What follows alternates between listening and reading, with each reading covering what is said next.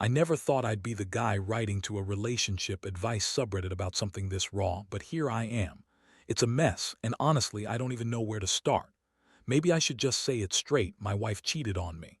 Worse, she did it with my best friend, and it all happened during my mother's funeral. Yeah, I said funeral. That's the part where the ground drops out from under you and you realize life is just brutal sometimes. The funeral was a blur of black suits, muffled sobs, and that overwhelming smell of lilies and cold stone. It was supposed to be a day to mourn, to pay respects, to lean on each other. Instead, I was stuck in a fog of grief, trying to be strong for my family. I remember standing there with my dad, watching the casket being lowered, feeling numb, trying to hold it together. My wife was there too, clutching my arm, her face streaked with tears. Then, the night after the funeral, I was in our bedroom, exhausted, trying to process everything. I checked her phone casually. I guess I was searching for some comfort, or maybe just trying to distract myself. That's when I saw the messages. They weren't just flirtatious texts or innocent jokes, they were something else entirely. Secret, intimate, and unmistakably meant for someone else. My stomach clenched so tight I thought I'd throw up. The messages were from my best friend, Jake. They detailed their plans, their feelings, their secret meetings. I felt like I'd been punched in the gut. My mind spun. I could see the evidence clearly. The timestamps matched, and the language was so intimate, so raw. They'd been sneaking around behind my back during my mother's funeral. I stared at those messages like they were a punch to the chest. My hands grew sweaty, palms slick against the phone. I wanted to scream, but all I could do was sit there, trembling. The room felt too quiet, like the walls were closing in. I kept telling myself I must have misunderstood, maybe it was a joke, a bad joke. But deep down, I knew the truth. The betrayal cut deeper than I expected. It's one thing to suspect something, but to find undeniable proof like that, it changes everything. I couldn't believe my best friend, my wife, both capable of this. And right there in that moment, I felt the anger bubble up. It wasn't just hurt, it was rage, pure, hot, seething. What tore me apart was the timing. During my mother's funeral, when I was most vulnerable, how could they be so callous? I was so overwhelmed by grief that I didn't even notice the subtle signs. Her staying late at work, Jake always being around, the way she'd avoid my eyes when I asked about their meetings. All of it was a slow drip of red flags I brushed off because I didn't want to believe the worst, but I knew I couldn't ignore it anymore. I had the proof, and I had to decide what to do. I remember the feeling of cold sweat trickling down my back as I stared at her phone. My mind raced. I couldn't just confront her without a plan. Not yet. I had to be smart. This wasn't just about catching her, it was about making her feel the weight of what she'd done. I sat there trembling, clutching her phone, feeling the rage and betrayal swirl inside me. I thought about everything I deserved: honesty, loyalty, respect. Instead, I got this gut punch. I looked at her sleeping soundly in our bed, unaware that I just uncovered the biggest betrayal of my life. I knew I needed to act, but I also knew I'd have to be patient. That betrayal was a time bomb, and I was the one holding the fuse. I kept asking myself, how could they do this at the worst possible moment? How could they be so selfish, so heartless? And I wondered what the hell I was going to do next. Because honestly, I was furious. But I also knew this was just the beginning of something much darker. I just didn't realize how far I'd be willing to go to make them regret it. The next few days were like living in a nightmare I couldn't wake up from. I kept replaying that moment I found her phone, those messages. Every time I closed my eyes, I saw her smiling, the way she used to look at me, now tainted with lies. My stomach still clenched whenever I thought about her secret meetings, the stolen moments with Jake. That betrayal wasn't just a cut, it was a gash bleeding into every part of my life. I spent hours lying in bed, staring at the ceiling, trying to piece together what had happened. Was I blind? Could I have missed the signs? The late nights she claimed were work. The way she always dodged my questions, the subtle shifts in her behavior. I remembered the little things now, the way her phone was always tucked away, her sudden interest in her appearance, texting under the table when she thought I wasn't looking. I knew I had to confront her, but I wasn't stupid. I had to be clever about it. I waited for the right moment for her to be alone. I needed her to feel vulnerable, cornered, so she'd tell the truth. The plan started forming in my mind, cold and calculated. I'd catch her in the act or at least force her to come clean. One evening, she was in the kitchen, humming softly as if nothing was wrong. I stood in the doorway, watching her, my jaw clenched. She looked so innocent, the way she flipped a pancake, the way her hair caught the light. That's what made the betrayal so sickening. Beneath that surface was a woman capable of lying and cheating during one of the worst days of my life. I took a deep breath. "Hey," I said, voice even. "Can I talk to you for a minute?" She turned, a flicker of concern crossing her face. "Sure, what's up?" "I found your phone," I said flatly. Her eyes widened just a bit, but she kept her composure. "I saw the messages between you and Jake, the ones from the night of Mom's funeral. Don't bother denying it, I know everything." Her face drained of color and her hands trembled as she tried to speak. "It's not what it looks like." "Oh, I think it is," I interrupted, voice rising. "You've been lying, sneaking around. How long has this been going on?" She swallowed hard, trying to muster some kind of defense. "It's complicated. I was upset and we didn't mean for it to get out of hand." I shook my head, feeling my fists tight. "Complicated? You cheated on me at my mother's funeral. You lied about everything. How could you do that during the worst day of my life?" She looked like she wanted to say more, but the words caught in her throat. Tears welled up and she whispered, "I'm sorry. I never wanted to hurt you like this." "Sorry? Sorry doesn't cut it. Sorry doesn't fix what's broken." I knew I had to act fast. I couldn't just let her walk away with that guilt. I had to set a trap, something she wouldn't see coming. That's when I started plotting my revenge, cold, calculated, and exact. I decided I wouldn't just walk away, I'd make her regret ever crossing me.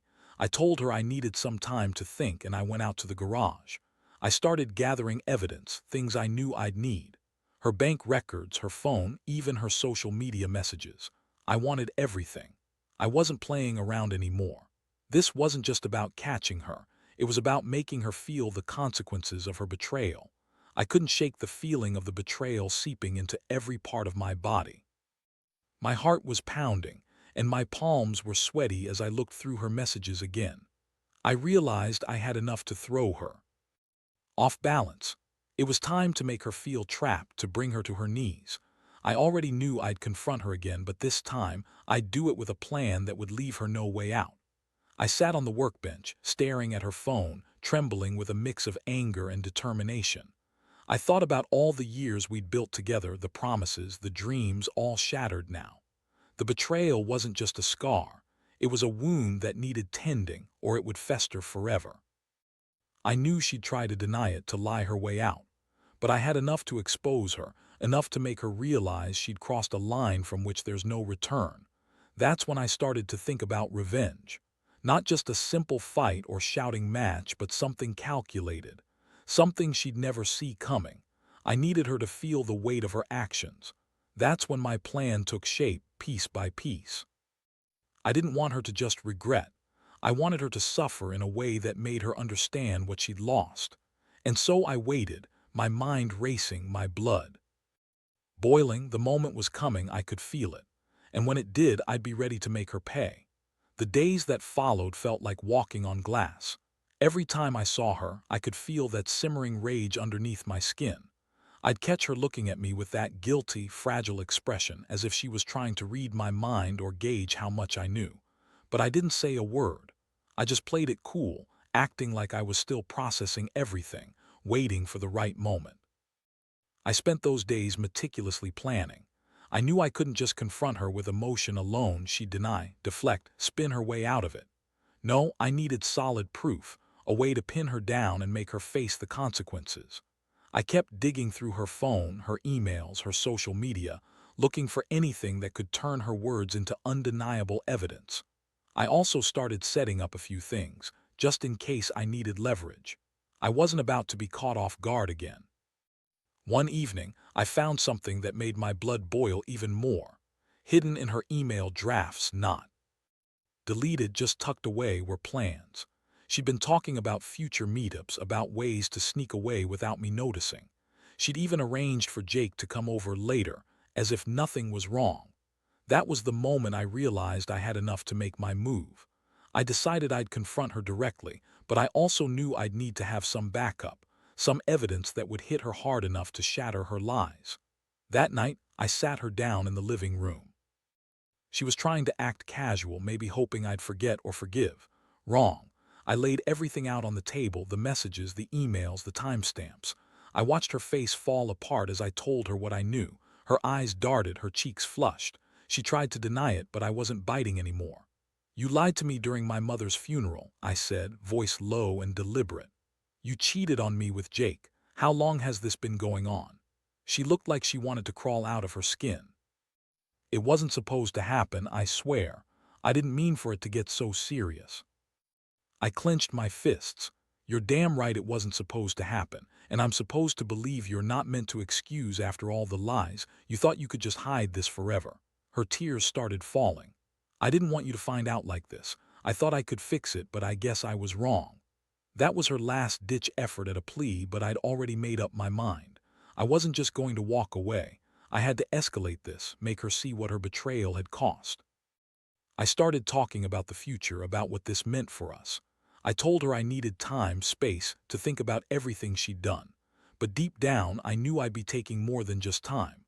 I was planning my revenge. In the days that followed, I carefully crafted a plan.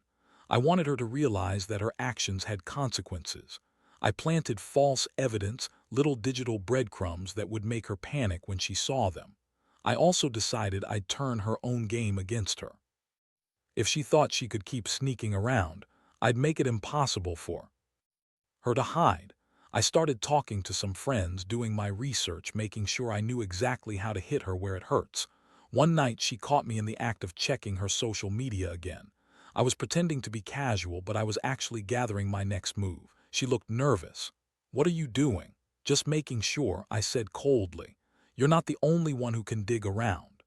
Her eyes flashed with fear, and I saw the realization settle in. She knew I wasn't fooling around anymore. The game had shifted. That's when I decided I'd give her one last chance. I called her to the living room, sat her down, and told her I had a plan. A plan for her to see that I was serious about ending this. I handed her a sealed envelope, telling her not to open it until I left the house. I wanted her to understand that I was prepared to do whatever it took to expose her, to make her pay. I told her one thing: "You should start thinking about what you want to say to your family, because I'm about to make sure everyone finds out what you've done." She looked at me, eyes wide, trembling. "What are you going to do?" I looked her straight in the eyes. "You'll see, but I promise I won't be the one left holding the pieces. You broke our trust. Now I'll make sure everyone else sees it too." I left her standing there, trembling, clutching that envelope. As I stepped outside, I felt a strange mix of satisfaction and dread. I knew I was about to change everything. I just didn't realize how much she'd fight back. But I was done playing nice. She pushed me far enough. It's amazing what you can do when your heart's full of anger and betrayal. I was ready to burn it all down and see what remained of her after I was done. The next morning, I woke up feeling lighter, like I'd shed a weight I didn't even realize I was carrying. The plan was set in motion. I kept that envelope sealed, knowing I'd use it at the right moment. I had been patient, gathering pieces of her life, but now it was time to make her take responsibility. I didn't want her to think she could get away with this, not after everything. I watched her from a distance, her eyes darting when she thought I wasn't looking. She was tense, almost paranoid. Every little move she made seemed to scream guilt. She kept checking her phone, trying to hide her nervousness, and I knew she was panicking. That's when I realized I'd done enough to make her sweat. I decided to give her a little push, just enough to make her feel cornered. Later that afternoon, I told her I was going out for a walk. She looked relieved, but I could see her eyes flickering with suspicion. I left the house, but I didn't go far. Instead, I parked a block away, hidden behind a row of bushes, and watched her through my binoculars. I saw her pick up her phone, open a new message, and quickly delete it when she thought no one was looking. That was the moment I knew I'd be revealing everything on my terms. I had a plan for her to see my proof, but I also wanted her to realize that I had control now. I wanted her to feel vulnerable, helpless even. I waited until evening when she was alone, and then I made my move. I texted her from an anonymous number. "I know everything, you're caught." No threats, just the cold truth. That was enough to make her panic. She immediately called me, voice trembling. "What do you mean? What do you know?" "You're wasting your time pretending," I said, voice steady. "You've been caught red-handed. I have everything, the messages, the emails, the plans. You can lie all you want, but I've got the proof." I could hear her breathing hard on the other end, her heartbeat probably racing just as much as mine was. "You're crazy," she whispered. "You're making this up."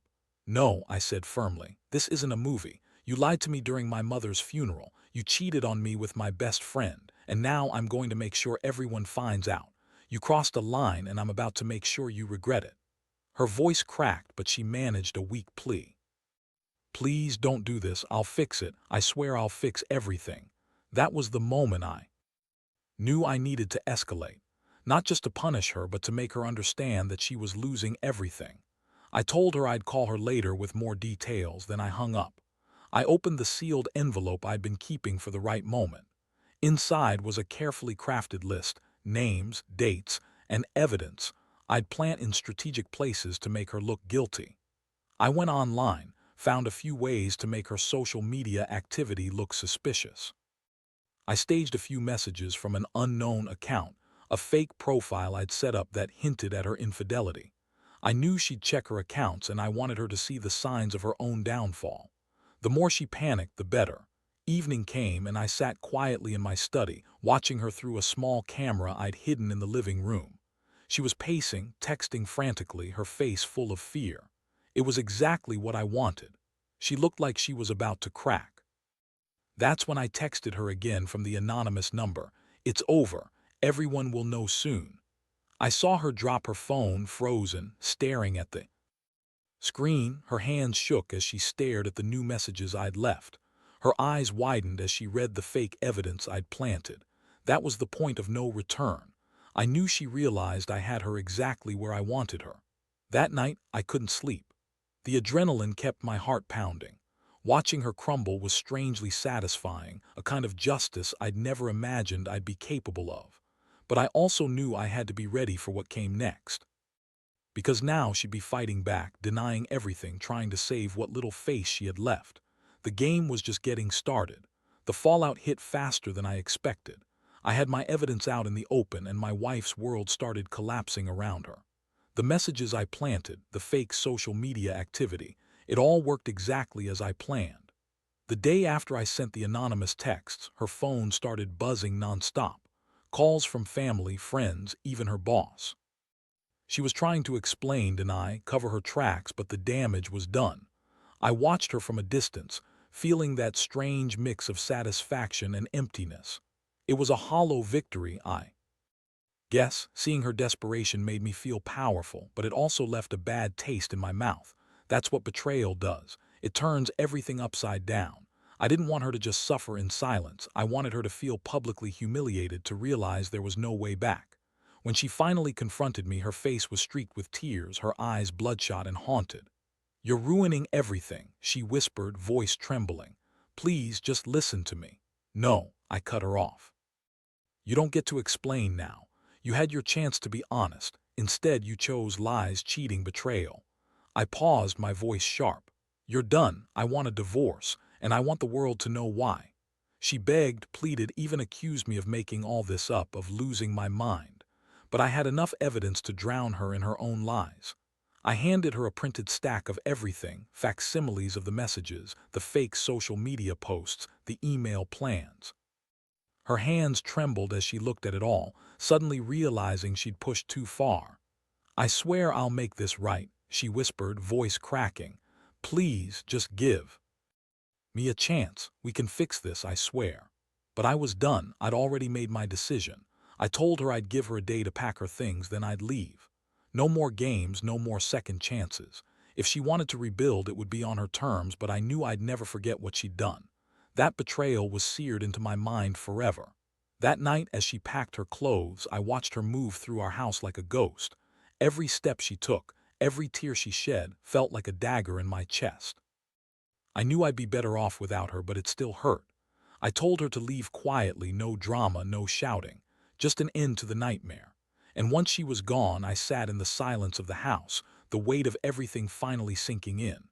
I felt relief, emptiness, and a strange sense of closure. I'd taken back control, but at what cost? I realized that true strength isn't just about revenge, it's about knowing when to let go. I had made her pay and moved on, but I wasn't the same person anymore. Looking back, I can honestly say I don't regret what I did. She betrayed me during my mother's funeral, and I couldn't let that slide. But I also learned that revenge, no matter how justified, leaves scars on everyone involved. Sometimes, the hardest part is forgiving yourself for everything that happened afterward.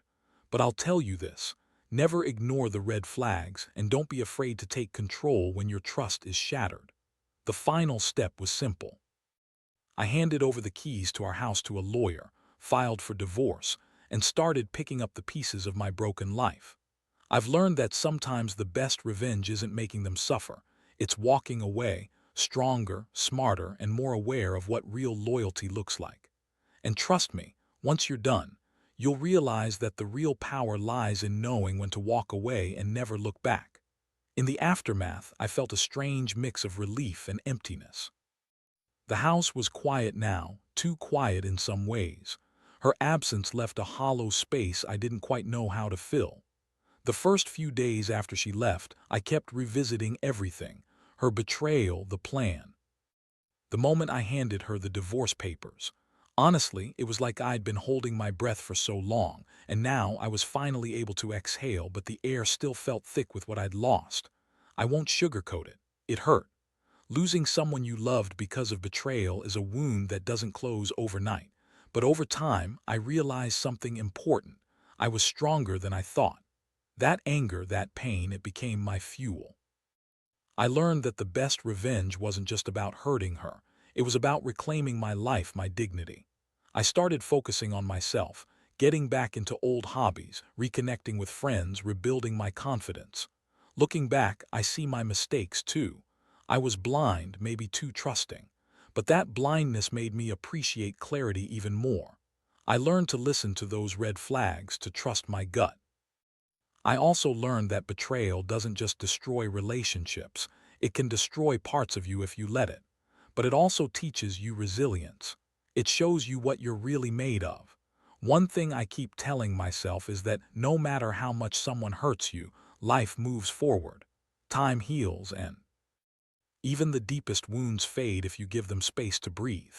I still get angry sometimes, but now it's more about the unfairness of it all rather than the pain. That's what drives me to be better, to never settle for less than I deserve again. To everyone reading this who's been betrayed or hurt, trust me, I get it. It feels like your world is falling apart, and in some ways it is. But you're not alone. You can rebuild stronger than ever.